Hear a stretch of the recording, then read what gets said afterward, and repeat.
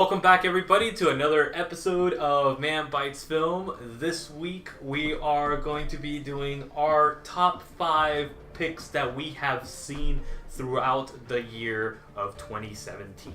My name is Lewis. I am William, and to get us started right off the bat, I would say that the best movie I got to see this year, in my opinion, was Dunkirk. Dunkirk was done right. It was done magnificently. Nolan. Yeah. That's more than enough said. But And you stole my number 4. well, then your number 4 should be number 1. Yeah. So, reason why I enjoyed it, it's not just because it's Nolan, and Nolan is, fast becoming, or has already established himself as one of the best directors Hell yeah. of our time. 100%. Like the way that it's filmed, the fact that it was filmed at Dunkirk, not on a set, not in Los Angeles, not in New York or England. It was done in Dunkirk, And not in 3D. And not in 3D. Actually shot. It was in shot in IMAX cameras, which he actually ended up epic. destroying 2 of them, I believe. He ended up destroying 2. Yeah. 2 of the IMAX. But on top of that, the budget for the movie was a lot more than what a normal non-CGI movie would be, for the simple fact that they spent millions of dollars buying and destroying, but buying World War II era planes and boats and everything you can name that you see in this movie. If they could find it and buy it, they bought it. Yeah. And Nolan did that on purpose. He wanted to get that real feel, that raw, yes, it's there. It's set in front of me. Yes, that's real. And another reason why it's such a good movie, it's because there's victory in defeat. Oh, yeah. This movie is about retreating. Yeah. This movie's not about winning. It's not about D-Day and the change of the tides in the World War II. It's not about Iwo Jima and changing the tides in the tides of war out in the Pacific. It's about retreating. We're running away from France, or the British and the French are running away from France and going to England, and the military, and then also the sailors and private owners of boats going through the channel and going to danger and getting, 30,000 people out of there. It was insane amount of just, and the fact that it was done so well and such good characters, the way that he was able. Nolan has one flaw, and that is establishing humanistic characters. And in this film, he just told everybody, F you, I can do it, here's the proof. Dunkirk. He finally did it. He showed the humanistic approach to his films, which is finally done. And it was done superbly, I think. And on top of it, it's 3 different pieces. It's like a chess game. 3 different pieces, and by the end of the movie, they all interconnect. Which early on you can tell they're going to, but the way that he brings them together, it is a fantastic movie. I don't believe it's out on DVD yet or streaming anywhere. No. But the moment if you get a chance to watch Dunkirk, watch it. Also, they released it in 72mm, so you can literally watch this movie like you're watching a World War II movie. What? And I'm hoping that they do the same thing for the DVD, where you can have a DVD that's how you watch it, because I didn't get a chance to see it. I thought you meant that they released it like that. I was like, oh no, but you could watch it as if it was in 72. Yeah. So if you get a chance to see it, it's probably gonna come out on DVD sometime next year. Go watch it. It's an incredible movie. Yeah. I loved it. What was your number 1? My number 1 is The Founder. This is the story of Ray Kroc and him discovering McDonald's and making it the huge monster franchise that it is now. And McDonald's Golden Arcs, they're everywhere you can imagine, and this is the man that gave you the Golden Arcs in every corner of the world. He didn't start the company of McDonald's, but he founded it. What does that mean? He actually stole it from these 2 brothers and made it into the monster that it is. And that's what this story is. It's the story of Ray Kroc discovering these 2 brothers and making the name of McDonald's a household name. I wonder if that's why you say it's a crock of shit. Obviously, I'm not even trying to be punny at this point, but I'm wondering if it has anything to do with the fact that he stole a multi-billion-dollar idea, and all of a sudden his name is very much sounding like, well, that's a crock of shit. It's like, Yeah, right. Coincidence? Who knows? But right. anyway, I'm sorry. Michael Keaton. Michael Keaton is the main character in this, and the main actor in this, and he does a phenomenal job, like he does in every film. So that is my number one. This one is streaming on Netflix currently, so it's easy access for everybody. And Michael Keaton's been having a comeback oh, the past dude. few years. What? Hell yeah! It started with what was that one? I think he won the Academy Award for it, or he was nominated for Academy Award. I know which one you're talking about. I can't remember. Airman or Birdman. Birdman. And then Founder. He was in Spider-Man as the Vulture. Yeah. He's been playing a bad guy quite a bit lately, but you know. Hey. But he's been coming back with that, so I mean, he's done a great job. So what's your number two? It's ironic how Batman is now becoming the bad guy. My number two, and this is going to be one of those everybody's, but It. That's my number two. This year's version of It, and not to take away anything from the original TV version, because that was phenomenal. Oh, but this did such a good job. And Pennywise, that was originally portrayed by Tim Curry. Yes. We're just gonna put that aside. That is in its own little masterpiece for what it was at the time for TV. But this one, It Chapter 1 did amazing. And the great thing is that I don't know if it was just me, but they didn't say it was going to be a multi. They did. They did? Mm-hmm. Okay, so it's just me. I was surprised that it was like Chapter 1. I was like, Chapter 1? Like, how many? But basically, it's just like the part, whereas in the first time they released it, it was flashbacks of their childhood. Yeah. The entire movie is just a childhood. And it's great because it's so good. It concentrated on the beginning of Pennywise and these kids and how they meet. And then the next one, we're going to have to wait 2 years for it, but the next one that's coming out is going to be just the adults. But these kids that played these roles, oh my god, I have not seen acting like that since Stranger Things. But before that, I mean, wow. E.T.? E.T. and what was the other one? The other Sense8? No, the other Stephen King book, Stand By Me. Stand By Me. Yeah, that was another one. I mean, that's the other, like, great, phenomenal kid acting. I mean, every single one of these kids did a phenomenal job with each of the roles that they did. They portrayed them perfect. And Pennywise, where everybody was like, there cannot be another Pennywise other than Tim Curry because he just killed it. This was this year's Joker. This was this year's Joker in the sense of like everybody was giving Heath Ledger crap because it's like Jack Nicholson is the Joker and you're not going to be good. Yep. And this kid out of nowhere just made it his own. Nailed it. Oh my god! I'm so glad that whoever did casting needs a raise. It needs to be promoted because they were phenomenal in casting every single one of these kids. And not even just the kids, even the adults, just like the father of the little girl that, it's just like, abusing her. Creepy and like, so creepy looking. And it's like, perfect role. And there is no one actor that really stands out over the other. They all complement each other. They all go well together. I mean, there's the kid that keeps swearing all the time, which is amazing. But all of them are just like, holy crap, and it's beautifully done. I cannot wait for the sequel. Scene where he's like, hey, Georgie? And the little drool. I was like, my God. And the fact that it was made for a movie. Yeah. So you could be more visually gory like it is in the books, whereas in the made for TV, it was all left up to the imagination. But I watched it on the D-Box chairs. I don't go to the theater very often, and when I do, it has to be something stupendous. And I made it a point to go watch it. That's how much of like intrigue I had in it. And not only that, I've seen it 2 other times after the fact that I saw it in theaters. Mm-hmm. And I love this movie. It's encapsulated everything that the first one completely missed and did not do correctly. And I never thought that somebody could beat Tim Curry as Pennywise. This man did it. I was holy and the Easter eggs. Crap. Yes. Easter eggs to not just the original novel movie itself.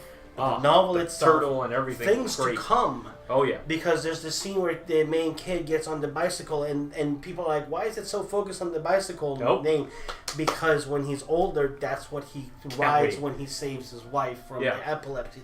I'm sitting here and I'm going. I went home and I had to wait a day and a half because I'm addicted to like those YouTube channels where it's like Cinema Sins or it's like things you have missed, Easter eggs, and everything else, and it's like, oh my god, I know I've missed Easter eggs, and I did miss some, but it was still like, it was wonderfully done, and it was great, and for a horror movie to be on a top 5, horror movies are a dime a dozen. Yeah. No offense or buts. Yeah. But for it to be so well done, it was just superb. Yeah. So definitely both of our number 2s. This one's not streaming anywhere just yet, but we're in high hopes that it will be put on at least Hulu, maybe Amazon, something like that. So what's your number 3? My number 3 is Wonder Woman. Wonder Woman for so many different reasons that I could literally make an entire episode by itself. But to just some of the major factors, for the first time in a long ass time, and again going back to Nolan, the Nolan Batmans, DC made a movie. I am one of those few people that enjoyed Suicide Squad. Okay, I enjoyed Suicide Squad because to me it felt a lot, although it had a lot of issues, it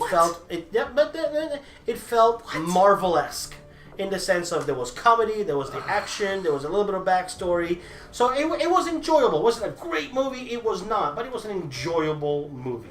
That's all I'm saying, an enjoyable movie. Then Wonder Woman came out. And you know what? That's my payback for Potter comment back in the other episode. All right, now we're even. Now you know how it feels like. Wonder Woman. The fact that DC made a movie, and yes, that's it. But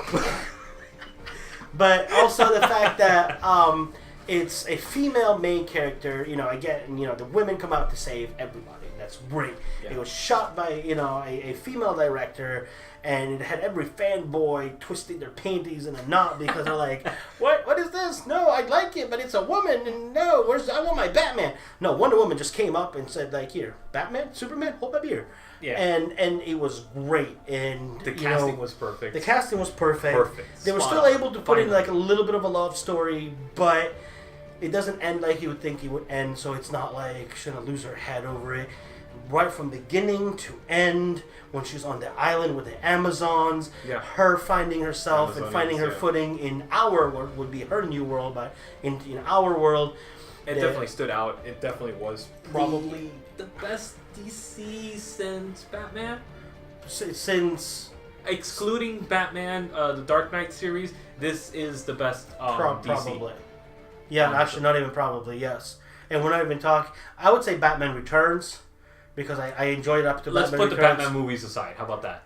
Batman movies aside completely, and the original Supermans. Well, no, because then you're putting Batman and Robin aside, and that cannot be put aside. That needs to be put in the mix here. That does not belong over there. Either way, it was great, and she continued, although it was a different director in Justice League, to a lesser degree, but she still had that authority.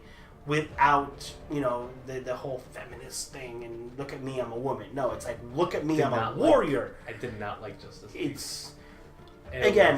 I enjoyed it, but not like, it did a lot better than I thought it would. The only character, even her character was shit. I didn't enjoy it. I enjoyed, the only character in there that was good, in my opinion, was the Flash. I love the Flash. But that was the only one that stood out to me. I got to meet the Flash. Oh, that's pretty good. So that's your number 3. That's my number 3. What's your number 3? My number 3 is Operation Avalanche. And this is an awesome mockumentary done in 1968 to the 69 era. 69, dude! This is a mockumentary, about the faking of the moon landing.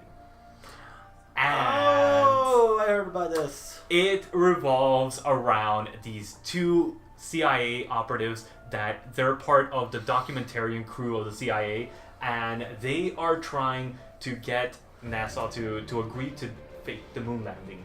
and they're grabbing Stanley Kubrick's special effects that he's doing for 2001: Space Odyssey, and using them to fake the moon landing themselves.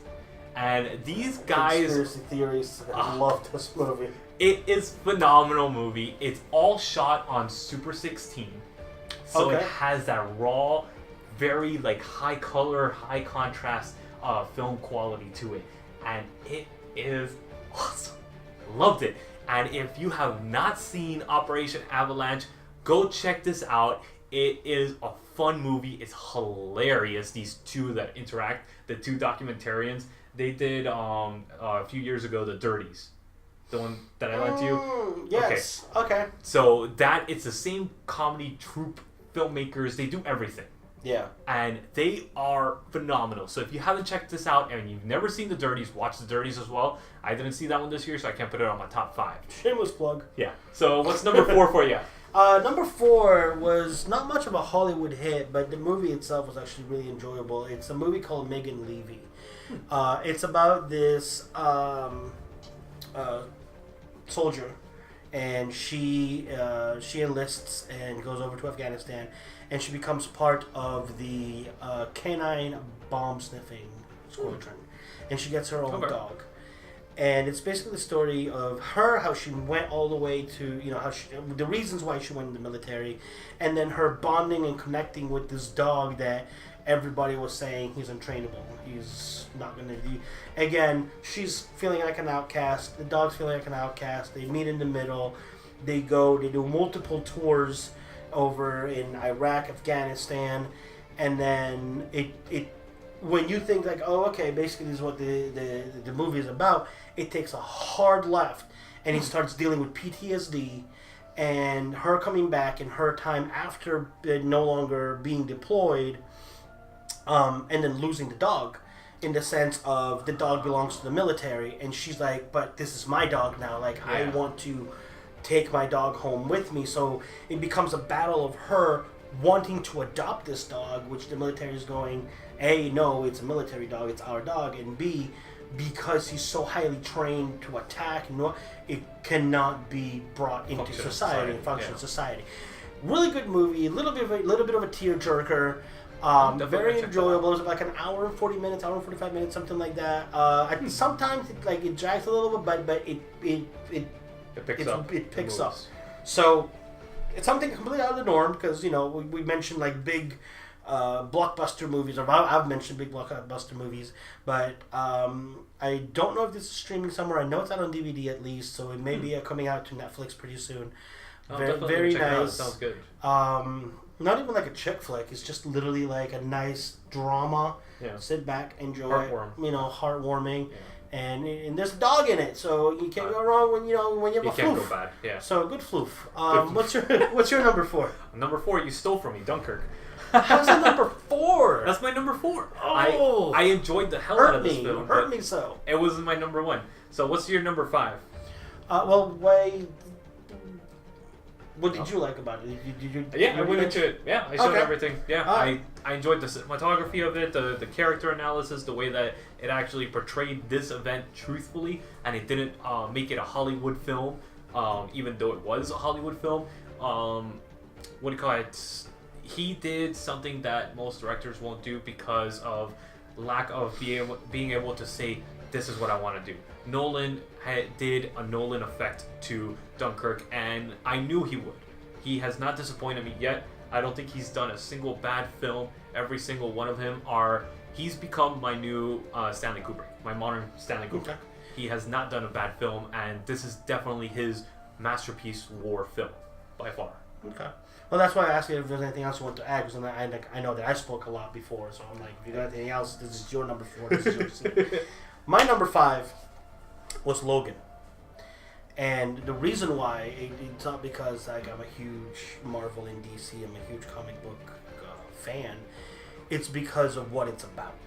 Mm-hmm. Last year we got Deadpool, which was the first major rated R movie, which opened the door to Logan to be able to be rated R, because it didn't benefit too much from it, though. Honestly, it didn't. But it was such a different take on it, because not counting the death of Cyclops in X-Men 3, which we don't even X-Men discuss. 3, that's not part of... This is the death of Wolverine. Yeah. This is something that has been talked about in lore, and comics have been coming out, and on top of it, they incorporate the X-23, which some people didn't even know what X-23 was. They thought that Logan is Weapon X. That's it. There was nothing else after that. But no, even X-23 was Deadpool was one of them. Is what, like 13 other mutants that have been worked on and tortured and become Wolverine. It's this little girl, which has the same character and nature of when Logan first came to scene, to where it's just, I want to kill everything, but she does an amazing job. She's like a newcomer, and she barely speaks in the movie. She doesn't speak till almost towards the end. It's all through facial expressions. And it's all through his facial expressions, and this little girl just takes you in, and it's like, oh my god, you can almost start feeling what she's feeling and all the crap and death that she comes in, and you can almost understand her anger, which in connection, the anger that Logan had when he was younger, because he didn't really get experimented on in his adulthood. So imagine this little girl, which we end up finding she was not the only one that got tested on, but this is the death of Wolverine. This is something that we as fans, especially watching the X-Men series, never thought that we would never see. This is how Wolverine dies. The fact that he's not regenerating anymore, and he's from the beginning he's going to die. And it's like, how does somebody that can regenerate with no problem die? And there's so much foreshadowing. There's so much both Easter eggs from the X-Men movies, but also from the comic books. I love what they did with Xavier. And Xavier, it's like they're talking about the event and that happened, and we're like, what is this event that happened? Is it what happened in X-Men 3 where all these people died? Is it something else? Is it, the explosion over in Wakanda? Like, are we talking like, the connection here between the two Marvel worlds? Is this it? But it's like, I think this is the best movie to launch into the Marvel universe, I think.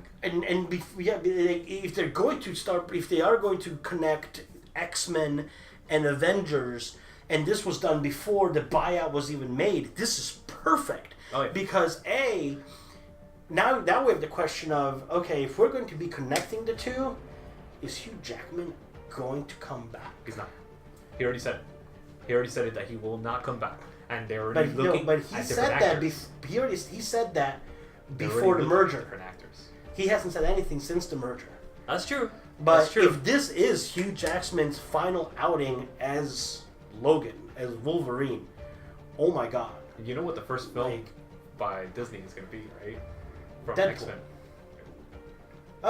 It's going to be Phoenix, the Dark Phoenix. The Dark Phoenix. But here's the thing, though. Here's the thing. Before you get too excited, Dark Phoenix is already being filmed, so it's still falling under the Fox umbrella. Yeah. So though Disney has bought it, they're not. They're doing what they're doing with Deadpool. They're not touching that project. They're letting it filming as is. But the producers are on board with it. It's actually being produced by the Disney executives and Disney Marvel executives. So everything that they wanted to modify before filming started, they modified to fit into the universe that they want to create. So I mean, as a it's Phoenix, going to start connecting already. As a Phoenix fan, then I'm definitely excited about this. Yeah. But Logan, just the way that it was, and I enjoyed it, but I didn't. It wasn't. I don't know. I haven't connected with any of the Wolverine movies. The what do you call it? Just the main character Wolverine. I did not identify with him. See, to me, it was more than just the connection. Is having seen. We've had how many Batmans? We've had how many Supermans? We've had how many different people playing different, even Jean Greys and whatnot. We've had one Wolverine, one Hugh Jackman, and this was his curtain call. This was his bowing out. And the fact that they managed to do a Wolverine movie like how Wolverine should have been, with the gore, with the cutting, with the killing, with the death, everything. That is why, to me, as a Marvel movie, was great. because we, other than Deadpool, but Deadpool was more of like the it's comedy aspect. This was like a drama. Serious, yeah. And it's like, and you're waiting for that happy ending, but it's not Yeah. coming.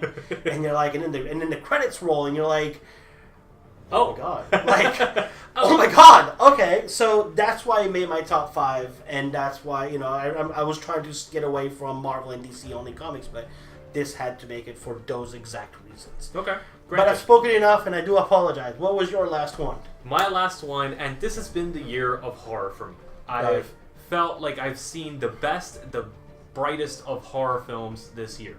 And that's not standing from, you know, I've widened my horizons about it. So this year I also saw Beyond the Gates. And this is a film that revolves around these kids that their father just passed away. He owned a video store, and they get their hands on one of those old tabletop games that have a VHS that you had to put into the what do you call it, the TV, and play with that. Oh dear God! So Commodore 64 crap. Right yeah, here. exactly. So the game sucks them in, but it's a horror film. It's not Jumanji. Okay, I'm like, imagine this movie just came out. It's called Jumanji. Imagine, but now we know where Jumanji got it from. No, this was more recent, but this stole from it a lot. But it just goes. Imagine Jumanji, but instead of Jumanji's world, Silent Hill in there. Imagine that. Could be worse. Could be Dark Souls. But Beyond the Gate was it was an enjoyable movie. It was super fast paced, and all the characters are just fun characters. And then it feels like an old 80s horror film. It feels like that classic type of horror genre that I just really, really appreciate and really enjoyed. And I think it's one of those classics, in my opinion, like Hellraiser, that type of thing. That's how good I felt it was. I think it identified and it gave opportunity for a franchise, even though it will not create a franchise at this point. Streaming? Yeah. Where? Netflix. Yeah. It's really enjoyable, and it's streaming on Netflix, Amazon, and Shudder. Okay. All 3. So it's easy. So you have your options? Yeah. So that's my number 5 for this year. I really enjoyed it. That's 2 horror films for this year. I don't think I've had that in a long time. Yeah. So that's our top 5 films for this year. Let's recap. Mine was The Founder, It, Operation Avalanche, Dunkirk, and Beyond the Gates. My top 5 was Dunkirk, It, Wonder Woman, Megan Leavey, and Logan. My name is Lewis. I'm Will. And this is Man Bites Film. And have a Merry Christmas, everybody. And we'll see you guys next week for our final episode of 2017. Wow, time flies. Yeah, I know, right?